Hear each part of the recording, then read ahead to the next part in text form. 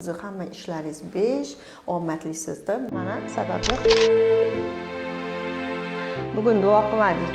Iloh omadingizni bersin qizim. Siz yorug' bo'lsin, tilaklaringiz ko'p bo'lsin, boy badavlat bo'ling. Mana o'sha siz oltinga aylansin qizaloqim. Har doim Otabek kuyov bilan qo'shaqay martabangiz uzun bo'lsin. Allohim qo'llab-quvvatlab tursin.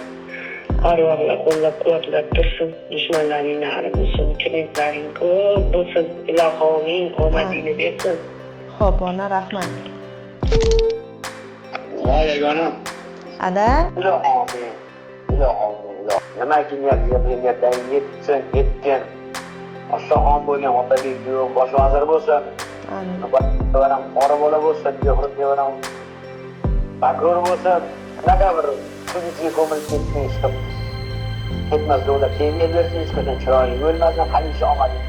Alloh akbar. Nimaga Muxlisar Ravshanina, sizni hamma ishlaringiz 5, omadlisizdir. Mana sababi har kuni ertalab ota-onamga telefon qilaman va hamma ota-onasi tiriklarga ham tavsiya qilaman.